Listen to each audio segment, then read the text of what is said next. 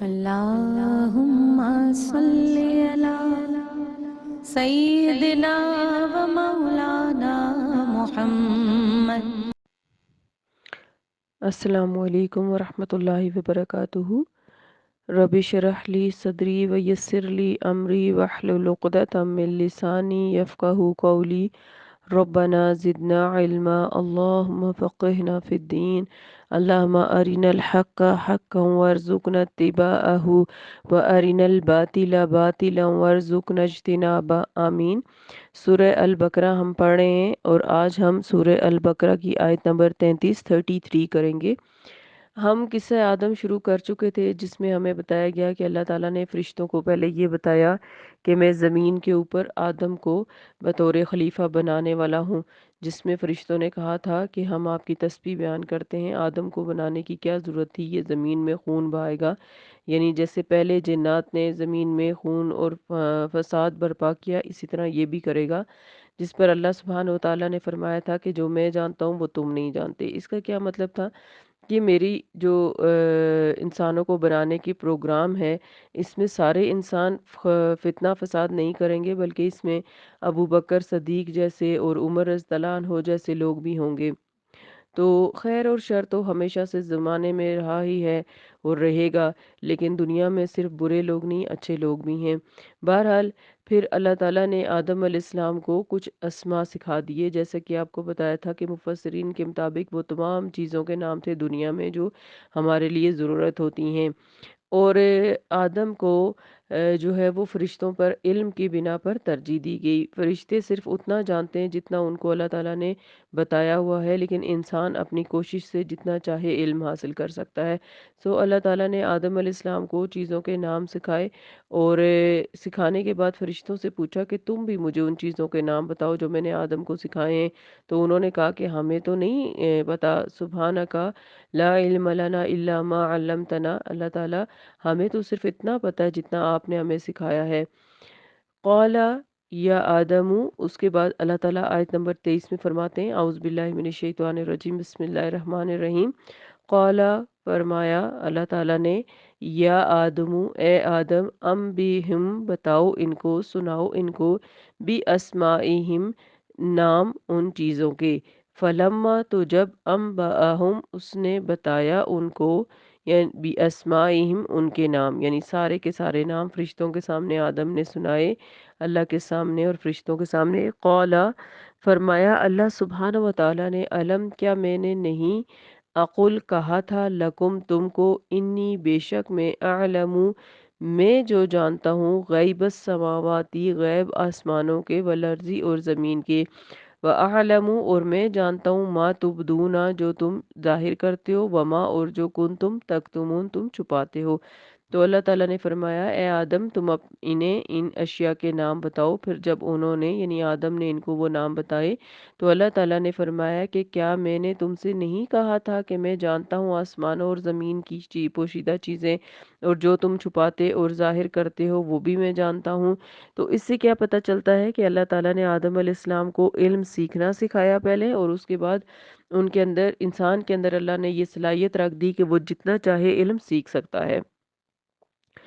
جتنے بھی نام دنیا میں چیزوں کے ہیں، وہ سب اللہ تعالیٰ نے آدم علیہ السلام کو سکھائے، اور آدم علیہ السلام نے وہ سیکھ لیے، اور پھر واپس فرشتوں اور اللہ کے سامنے انہیں بیان بھی کیا، جس پر اللہ تعالیٰ نے فرشتوں کو یہ بتایا کہ تم کہہ رہے تھے کہ انسان زمین میں جا کے فتنہ فساد برپا کرے گا، لیکن انسان کو میں نے علم سیکھنے کی صلاحیت دی ہے، اور اب تمہیں پتہ چلا کہ انسان نے کس طرح علم سیکھا ہے، اور اس کے اندر علم کی وجہ سے کتنی معرفت ہوگی۔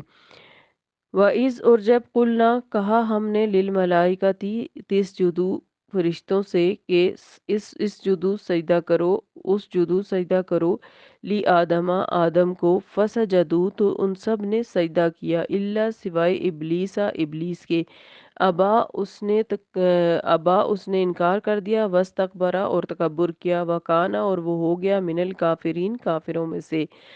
اور جب اس سارے واقعے کے بعد اللہ تعالیٰ نے فرشتوں کو حکم دیا کہ آدم کو سجدہ کرو، تو انہوں نے سجدہ کیا سوائے ابلیس کے، اس نے انکار کر دیا اور تکبر کیا اور کافروں میں سے ہو گیا۔ اب آپ دیکھیں کہ اللہ تعالیٰ نے فرشتوں سے آدم کو سجدہ کروایا، اس کا مطلب یہ نہیں ہے کہ آدم کو یا انسان کو سجدہ کیا جانا چاہیے، بلکہ اس کا مطلب یہ ہے کہ یہ اللہ کا حکم تھا۔ اللہ نے اس حکم سے یہ دیکھنا تھا کہ کون میری فرما برداری کرتا ہے اور کون نہیں کرتا۔ سب فرشتوں نے اللہ کی فرما برداری کی سوائے ابلیس کی۔ ابلیس جو ہے یہ بہت عبادت گزار تھا، اور یہ جنوں میں سے تھا، لیکن اپنی بہت زیادہ عبادت کی وجہ سے اللہ تعالیٰ نے اسے ملائے اعلیٰ کے فرشتوں میں بیٹھنے کی اجازت دے دی تھی۔ وہ فرشتوں میں اٹھتا بیٹھتا تھا۔ جیسے کہ اگر آپ کے ہاں کوئی بہت لائق سٹوڈنٹ ہو، تو وہ جو ہے اپنے سے سینئر کلاس کے ساتھ بھی بیٹھنے لگ جاتا ہے، اور وہاں پر اس کی گپ شپ شروع ہو جاتی ہے۔ بالکل ایسے ہی ابلیس جو تھا، اس کا نام عزازیل تھا، اور ابلیس تو بعد میں پڑا، جب کہ ابلیس جو ہوتا ہے یہ بے لام سین بلسا سے ہے، جس کا معنی ہوتا ہے مایوس، ٹھیک ہے۔ اور ابلیس اپنی اس حرکت کے بعد ہر طرح کی خیر سے مایوس ہو چکا ہے، اس لیے اس کا نام ابلیس پڑ گیا۔ تو بہرحال اس نے تکبر کیا، فرشتوں سے آدم علیہ السلام کو سجدہ کرایا گیا تو انہوں نے تو فوراً اپنے رب کے حکم کی تعمیل کی، لیکن ابلیس نے روا نہیں کیا اور انکار کر دیا، اور کہا کہ میں تو ناری مخلوق ہوں، یعنی میں تو آگ سے بنا ہوا ہوں، تو ناری مخلوق ہونے کے سبب میں خاکی مخلوق سے برتر ہوں، ٹھیک ہے، یعنی ان سے زیادہ بہتر ہوں۔ اور خاکی یعنی آدم علیہ السلام کے لیے اس نے کہا کہ یہ تو خاک سے بنے، مٹی سے بنے، اور میں آگ سے بنا ہوں، میں ان کو سجدہ کیوں کروں؟ میرے لیے یہ سجدہ کرنا ہرگز روا نہیں۔ مخلوق کے لیے اپنے رب کے حکم سے تکبر قطعاً نازیبا ہوتا ہے، اور ظاہر ہے اس نے انکار کر کے اصل میں اللہ کے حکم کا انکار کیا ہے، اور مالک حقیقی کی نافرمانی پر جمے رہنا سرکشی اور بغاوت ہوتی ہے۔ چنانچہ ابلیس کو اس کے مقام سے گرا کر مردود اور ملعون قرار دے دیا گیا۔ پھر کچھ لوگ یہ بھی کہتے ہیں کہ آدم علیہ السلام کو سجدہ کرانے میں بھی بہت سی لوگ باتیں نکالتے ہیں کہ یہ سجدہ عبادت تھا یا سجدہ تعظیم تھا، تو اس قسم کی باتیں کرنے کی کوئی ضرورت نہیں ہوتی۔ اصل بات تو صرف اتنی ہے کہ یہ حکم اللہ نے دیا تھا، اس کو بجا لانا اللہ کی بندگی کا تقاضا تھا، اور اس سے انکار کرنا اس کی بندگی سے انکار تھا۔ زیادہ تعویلوں اور تفصیل میں جانے سے انسان ویسے بھی جو ہے وہ شک میں پڑ جاتا ہے، اس لیے زیادہ تعویلوں میں نہیں پڑنا چاہیے۔ تو ابھی یہ قصہ آدم جاری ہے، انشاءاللہ کل ہم اس کو مزید زیادہ ڈیٹیل میں دیکھیں گے۔ اور آج کی جو ہم نے تفسیر پڑھی، اس میں ہمارے سیکھنے کی کیا بات ہے کہ انسان کو اللہ تعالیٰ نے علم سیکھنے کی صلاحیت دی ہے، تو ہمیں بہت زیادہ علم سیکھنا چاہیے، کیونکہ کل بھی میں نے آپ کو حدیث بتائی تھی کہ علم حاصل کرنے کی کتنی زیادہ فضیلت ہے۔ ایک طالب علم جو خاص طور پہ قرآن کا طالب علم ہو، اس کا بہت بڑا مقام ہے، اس لیے ہمیں انشاءاللہ علم حاصل کرنا ہے۔ اور دوسری سیکھنے کی بات یہ ہے کہ جب ہمیں اللہ تعالیٰ کوئی حکم دیں تو ہمیں فوراً اس کی پابندی کرنی چاہیے، کیونکہ اللہ کے حکم سے سرتابی کرنا غرور اور تکبر کی علامت ہے، جو کہ ابلیس نے کیا، اور وہ عزازیل سے ابلیس بن گیا۔ اس لیے ہر طرح کا تکبر اپنے اندر سے نکال دینا چاہیے، اللہ کے کسی حکم کے آگے انکار نہیں کرنا چاہیے۔ ہمیشہ ایک مومن کا یہ جملہ ہوتا ہے، انشاءاللہ آپ آگے خود پڑھیں گے کہ سمینا واتانا، جو ہم نے سنا ہم اس کی اطاعت کریں گے، یعنی اللہ تعالیٰ ہم ہر وقت آپ کی ہر طرح کی اطاعت کرنے کے لیے تیار ہیں۔ اللہ تعالیٰ ہم سب کو اپنے فرما بردار، ذاکر، شاکر اور صابر اور تقوی والے بندوں میں شامل فرمائے، اور علم سیکھنے کی توفیق عطا فرمائے، اور ایمان اور تقوی سے نوازے، آمین۔ سبحانک اللہم و بحمدک، نشہد ان لا الہ الا انت، نستغفرک و نتوب الیک۔ السلام علیکم ورحمۃ اللہ وبرکاتہ۔